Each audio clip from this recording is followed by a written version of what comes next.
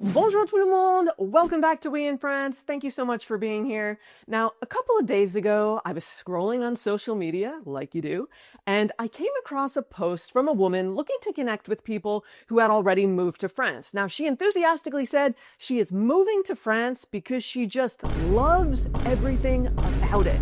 And that simple phrase let me know that she's not ready to move to France. Here's why. Now, maybe you too are dreaming of moving to France because you love everything about it. I see this phrasing in the comments of my own content. I see it online. I think it's kind of a normal thing to say to a point because maybe you're enchanted by the beautiful places, you're charmed by the architecture, or just convinced that life in France is a never-ending montage of berets and baguettes and pastries and great wine, classy people, and cobblestone streets. And hey, I get it. There's so much to love about France, and I won't debate that. But if your reason for uprooting your life is that you love everything about France, I'm going to strongly suggest that you hit pause and think again, at least for now. Here's the thing. France isn't a utopia. It's definitely not a curated Instagram feed or a place to escape to because everything is perfect here all the time. For a vacation, maybe, but if you want to live here, you need a reality check.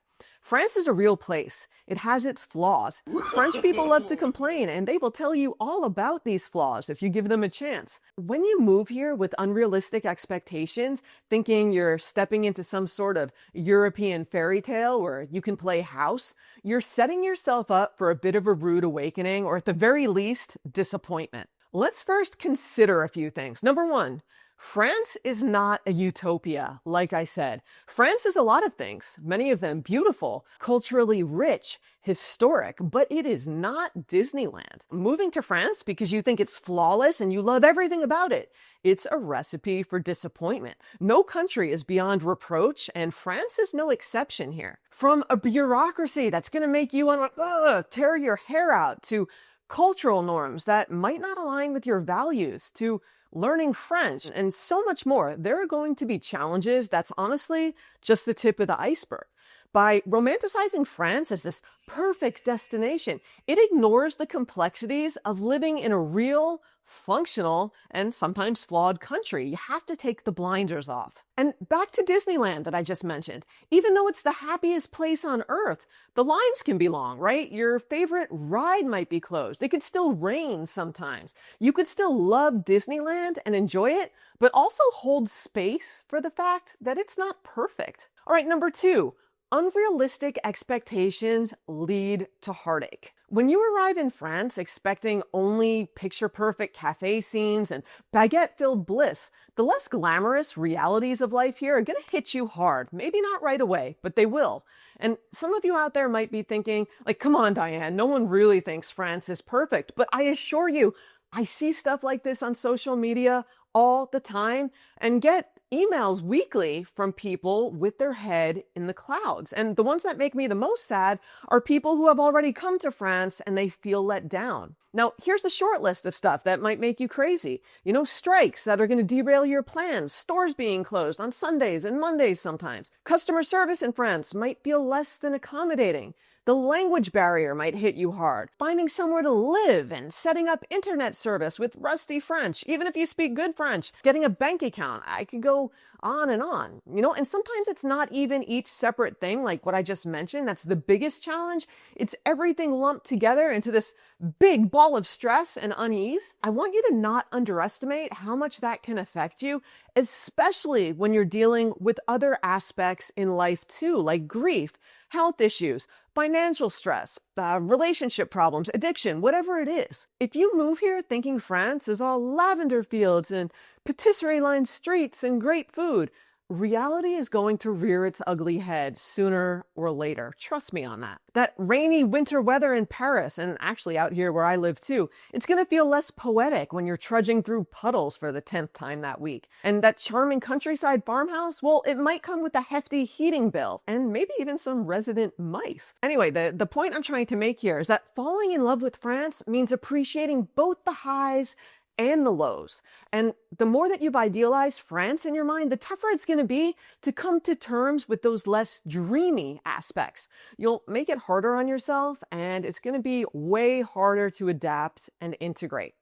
Now, on top of that, even if all the external factors about France were perfect, even if, there are a lot of internal adjustments that need to happen when you move abroad. Things like how you react to being uncomfortable day in and day out, how you react to culture shock, homesickness, getting used to living in another language, and just a bunch of things that you really can't anticipate ahead of the time. All of these factor in. All right, next, number 3. What does loving everything about France even mean? If we take a step back, what are you actually saying? If you literally love everything, you haven't done enough research, or at the very least, you haven't experienced France's less charming sides, and I assure you that they exist too. What about the financial implications of moving? Things like inheritance tax, taxes in general, what it means to set up your own business. What about IRS reporting requirements? Maybe you'll have to fill out a FATCA form or an FBAR. What about the visa requirements, the costs, the cultural differences that can leave you feeling out of place? Again, that's just for starters. It's a lot. What about all those things that French people complain about that have nothing to do with being a foreigner? There are a bunch of things in France that French people don't love about their own country, and they have merit too, and you'll be faced with them just by being here. And I'll say it till I'm blue in the face. Moving to France is not the same as being on vacation in France.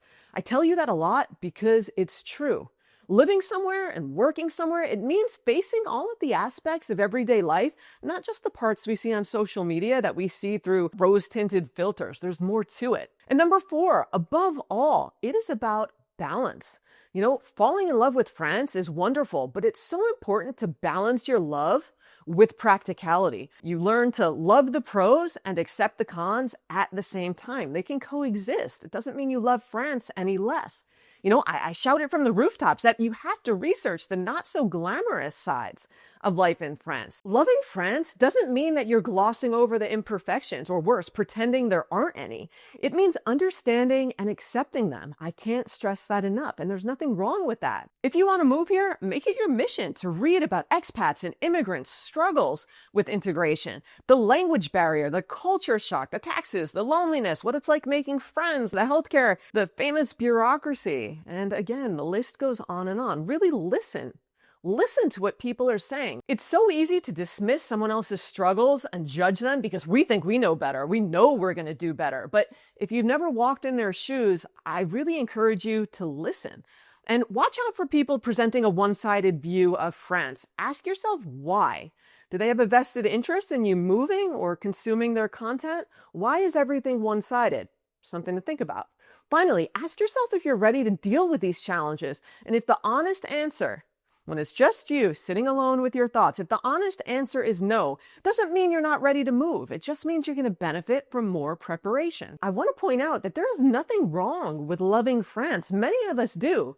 But loving it as a real complex place is far more sustainable than loving it as a fantasy, especially if you plan on moving here. Do everything in your power to have realistic expectations because it's going to make you better equipped to deal with the joys and the frustrations. And by staying home for now, at least, you're going to give yourself more time to do the work, to do the research, to soul search, and to prepare for the challenges ahead. France is still going to be here when you're ready to love it for what it truly is, a vibrant, fascinating country with beauty and flaws, just like anywhere else. And when you could say, I'm moving to France because I'm prepared for the good, the bad, and the unexpected, and know it's the right choice for me despite its flaws, that's when you know it's time.